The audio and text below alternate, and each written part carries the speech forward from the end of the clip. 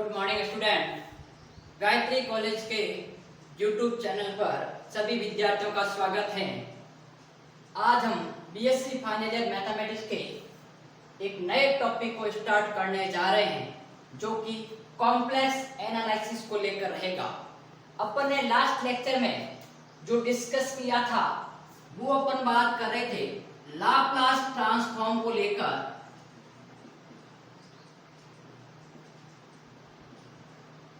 उसको अपन ने कंप्लीट किया। अपन बात कर रहे थे सेकंड पेपर की, फाइनल ईयर के सेकंड पेपर की, जो कि 3 पार्ट में डिवाइड कर रखा है। फर्स्ट पार्ट आपके पास में लाप्लास, सेकंड अपन बात करेंगे कॉम्प्लेक्स एनालिसिस को लेकर जिसको आज अपन स्टार्ट कर रहे हैं, और थर्ड अपन बात करेंगे रियल एनालिसिस को लेकर जिसको अपन कॉम्प्लेक्स के बाद में स्टडी करेंगे। तो ये जो 3 पोर्शन है इसमें इसकी 1 यूनिट है, इसकी भी 2 यूनिट है और इसकी भी 2 यूनिट, ये तीनों पार्ट्स को मिलाकर आपके पास में सेकंड पेपर की 5 यूनिट कवर होती है।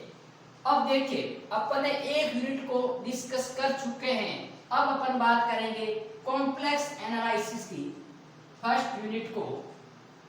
अब देखिए कॉम्प्लेक्स एनालिसिस को स्टार्ट करने से पहले इसका अपन पहले थोड़ा सा बेसिक को लेकर डिस्कस करेंगे जो कि कॉम्प्लेक्स नंबर को लेकर रहेगा कि कॉम्प्लेक्स एनालिसिस में अपन किसकी स्टडी करते हैं। वो है आपके पास में कॉम्प्लेक्स नंबर जिसको बोलते हैं सम्मिश्र संख्या।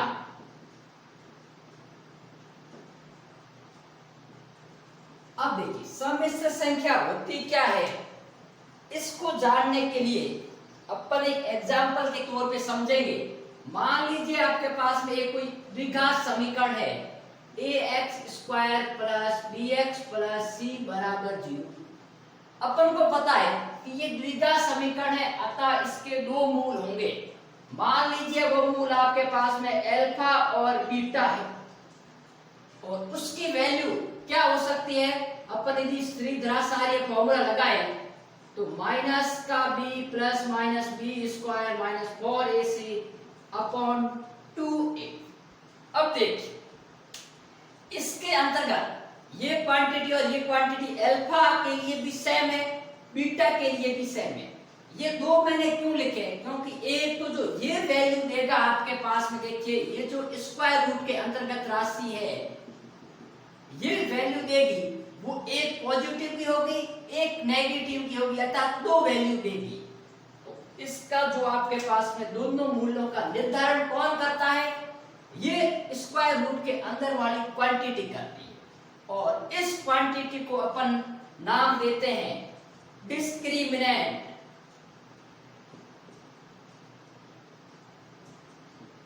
ये होता है डिस्क्रिमिनेंट जिसको अपन d से लिखते हैं b² - 4ac।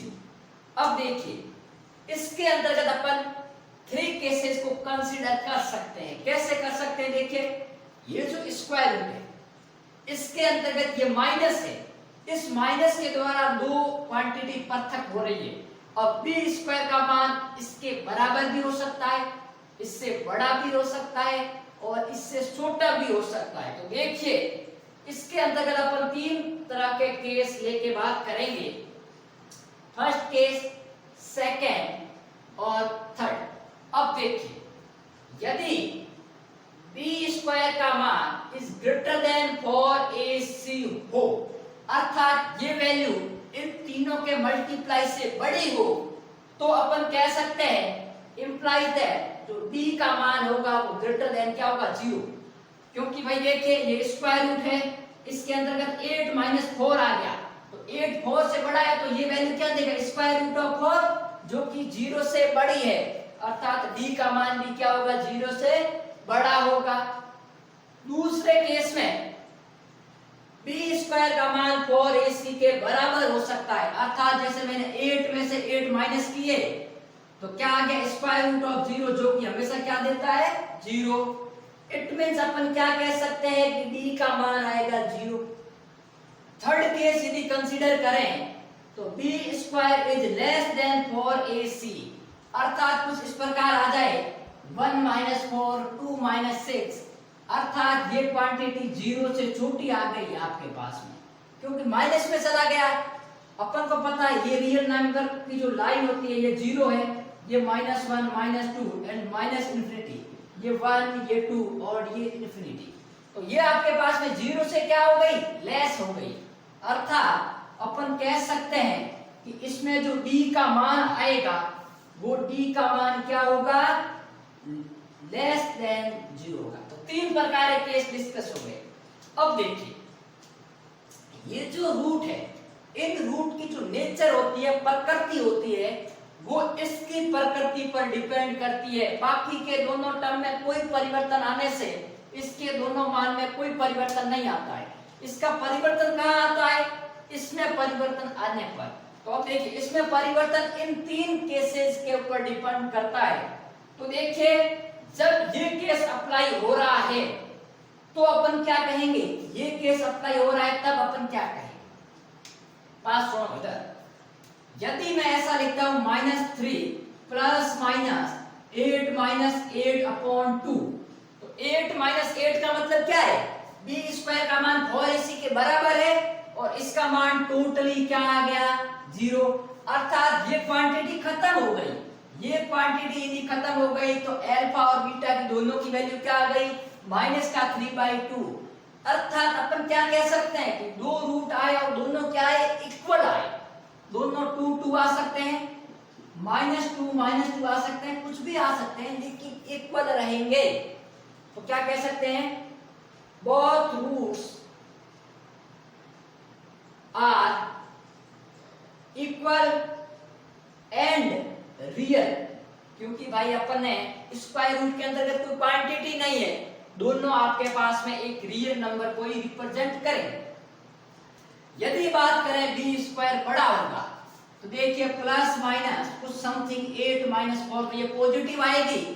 तो यहाँ पर आपके पास में देखिए इसके अंतर्गत नेगेटिव नहीं आ रहा, तो काल्पनिक की कोई बात ही नहीं हो रही।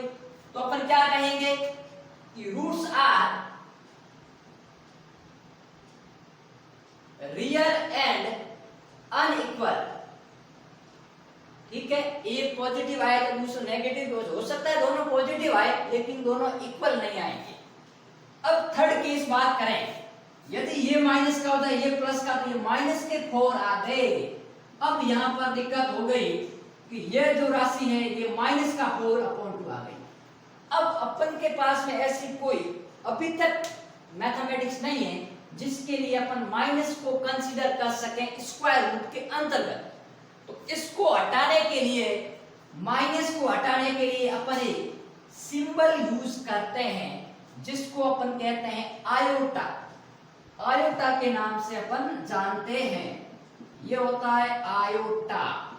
और इसकी जो वैल्यू होती है आयोटा, वो होती है स्क्वायर रूट ऑफ -1, और आयोटा स्क्वायर हो गया आपके पास में -1। कि आप 11th क्लास में भली भांति पढ़ चुके हो। तो देखिए मैं क्या करता हूं, इसके जो रूट्स आएंगे वो रूट्स क्या होंगे, रूट्स आर इमेजिनरी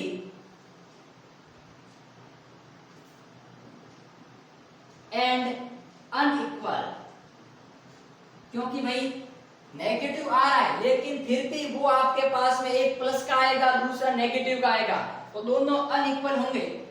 अब बात करते हैं कि यहाँ पर ये अपन ने क्यों डिस्कस किया। अपन एक्चुअली डिस्कस क्या कर रहे थे, कॉम्प्लेक्स नंबर को कर रहे थे। इसकी अपन को कहाँ जरूरत पड़ी, तो देखिए मैंने एक वर्ड यहाँ लिखा है इमेजिनरी। ये एक्चुअली क्या है, इसको लेके अपन बात करेंगे। इसी से कॉम्प्लेक्स नंबर का डेवलप होता है, आपके पास में फॉर्म होता है, जन्म होता है। तो देखिए अब अपन बात करते हैं इसके डेफिनेशन की।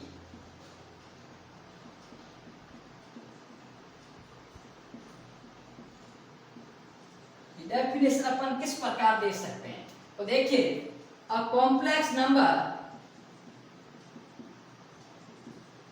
Is a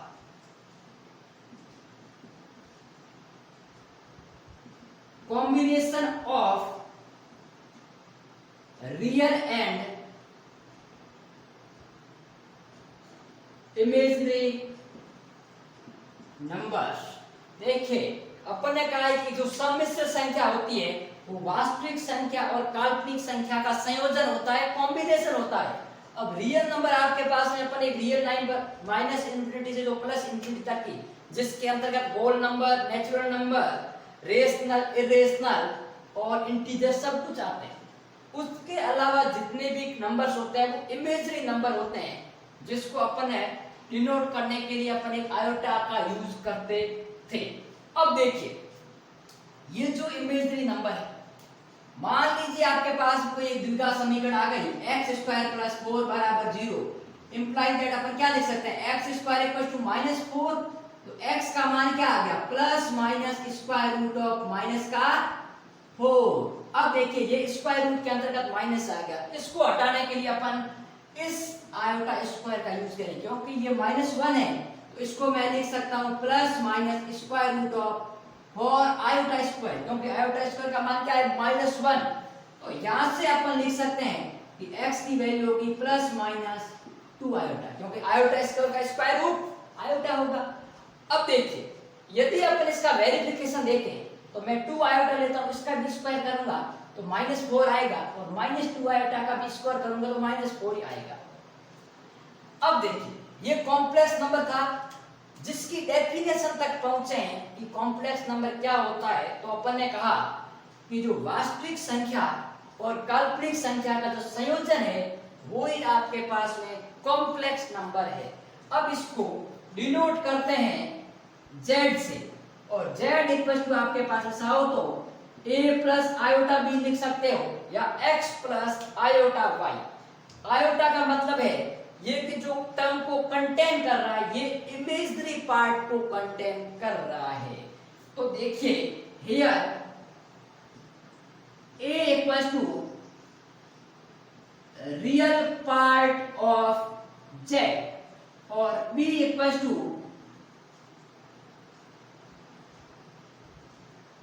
imagery part of z। अब एक बात ध्यान देना, यहाँ मैंने ये नहीं कहा है कि a और b, ये रियल है और ये इमेजरी, ऐसा नहीं कहा है। मैंने कहा है कि रियल पार्ट ऑफ z, इस z का जो वास्तविक भाग है वो ये है और जो काल्पनिक भाग है वो b है। अब देखिए इसको शॉर्ट में अपन रियल ऑफ z भी लिखते हैं और इसको लिखते हैं इमेजरी ऑफ z।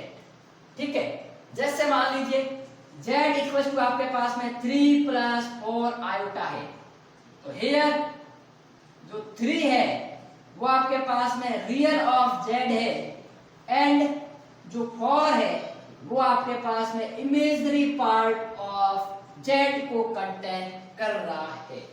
अब मेरी बात सुनिए, ये तो इसका आपके पास में नोटेशन हो गया।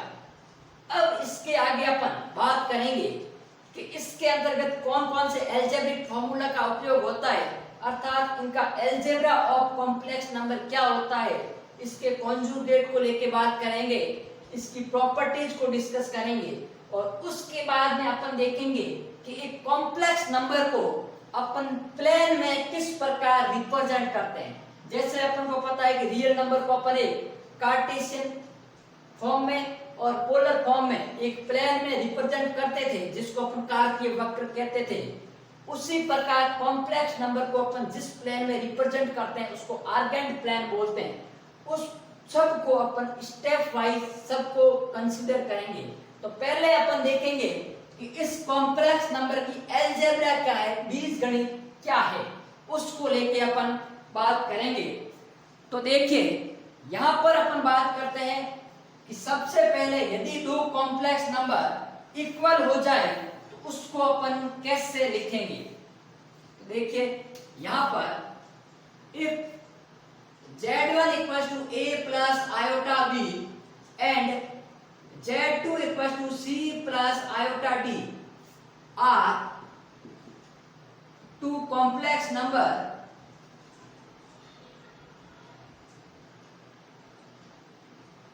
are two, यहां पर मैं वर्ड यूज करता हूं equal, are equal complex number if and only if यदि a का मान c के बराबर हो और b का मान d के बराबर हो। यदि ये है तो ही अपन कह सकते हैं कि दो कॉम्प्लेक्स नंबर बराबर होंगे। कैसे देखिए,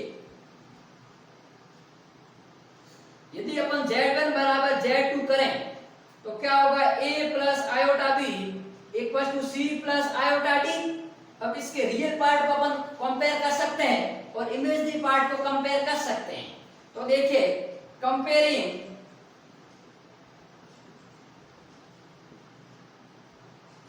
रियल एंड इमेजिनरी पार्ट, ठीक है। तो a का मान क्या आएगा, c आएगा, और b का मान क्या आएगा, b।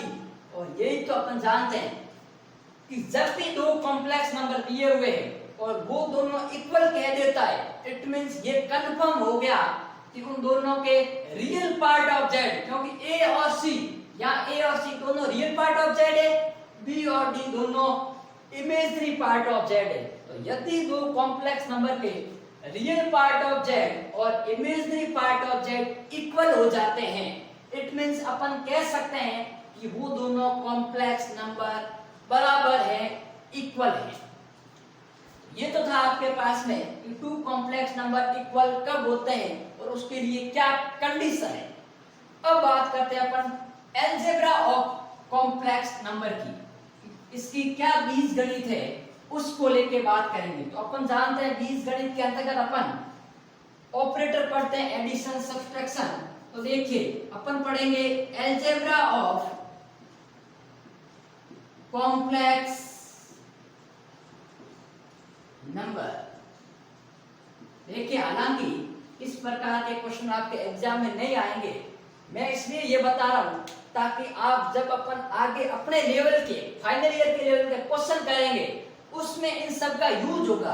कभी कभी वो कह देगा कि आपके पास में टू कॉम्प्लेक्स नंबर इक्वल होने पर और साथ में कोई दूसरी कंडीशन जो कि अपने सिलेबस की है वो देगा, तो अपन को ये पता होना चाहिए कि दो कॉम्प्लेक्स नंबर इक्वल होते हैं तब उसके real part of z equal होते हैं और imaginary part of z equal होते हैं। अब देखिए, अलजेब्रा ऑफ कॉम्प्लेक्स नंबर, इसके अंतर्गत अपन सबसे पहले बात करेंगे एडिशन को लेकर, ठीक है। एडिशन के अंतर्गत कौन कौन सी प्रॉपर्टी होती है, फिर अपन बात करेंगे सब्ट्रैक्शन को लेकर, फिर अपन बात करेंगे मल्टीप्लिकेशन को लेकर,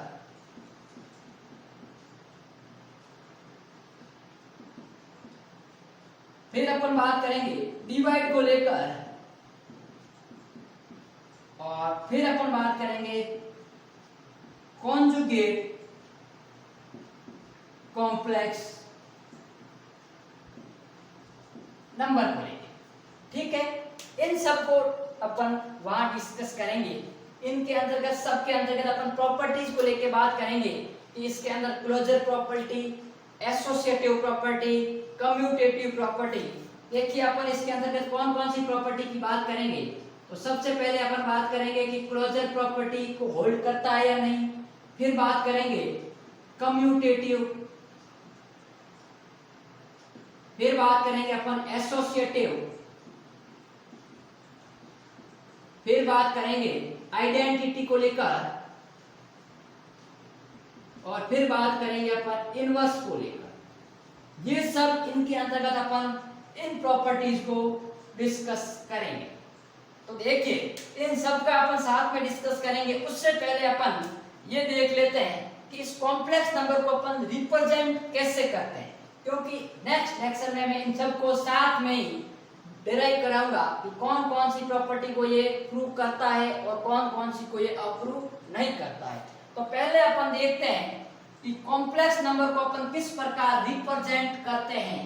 तो देखिए, ध्यान रहे, कॉम्प्लेक्स नंबर को हमेशा आर्गेंट प्लेन,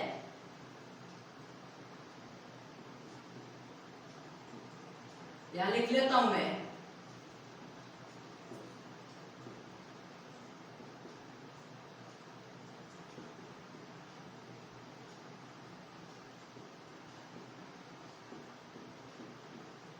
रिप्रेजेंट करते हैं। देखिए, अब आर्गेंट प्लेन होता क्या है। ये आपके पास में एक वास्तविक एक्सिस है, ये इमेजिनरी एक्सिस है। जिसको अपन x बोलते थे, ये आपके पास में y, ये आपके पास x डैश और ये y डैश, ठीक है। ये आपके पास में कोई मूल बिंदु ओरिजिन पॉइंट है।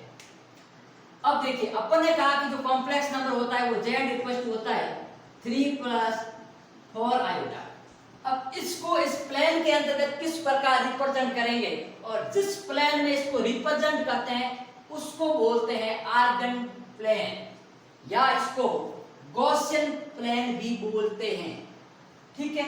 अब बात करते हैं इसका दूसरा नाम, आपके पास में कोई बुक्स में आपके पास में गॉसियन प्लेन भी दे रखा है, ठीक है। तो ये है आपके पास में गॉसियन प्लेन। अब देखिए यहां पर देखिए ये 3 है, ये क्या है, रियल पार्ट ऑफ z है, और ये इमेजिनरी पार्ट, ये कौन सी एक्सिस होती है, ये रियल एक्सिस होती है, और ये आपके पास में इमेजिनरी एक्सिस है।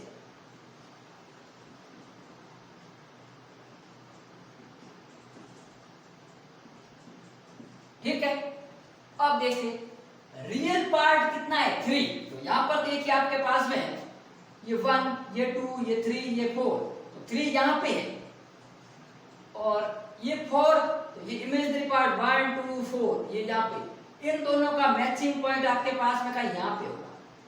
तो ये जो पॉइंट है, ये पॉइंट है आपके पास में 3,4, ठीक है। अब ये जो 3,4 पॉइंट है,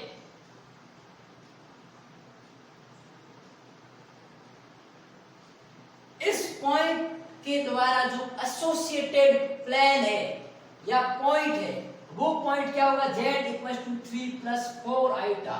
इस बिंदु के द्वारा जो एसोसिएटेड पॉइंट होगा वो पॉइंट होगा आपके पास z इक्वल टू 3 + 4 आयोटा, और उसको अपन इस आर्गन प्लेन के अंतर्गत दर्शाते हैं।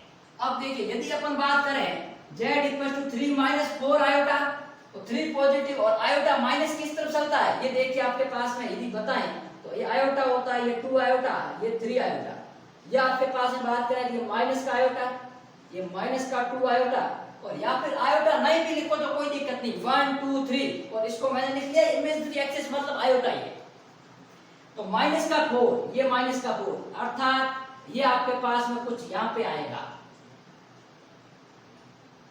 ये पॉइंट है, ये पॉइंट दर्शाएगा 3, -4, और इस पॉइंट के द्वारा जो एसोसिएटेड प्लेन या बिंदु है वो आएगा 3 - 4 आयोटा। इसी प्रकार यदि ये 3 माइनस का हो जाता है, ये इस तरफ आ जाएगा, तो इस तरफ अपन इस कॉम्प्लेक्स नंबर को आर्गन प्लेन के अंतर्गत रिप्रेजेंट करते हैं या दर्शाते हैं।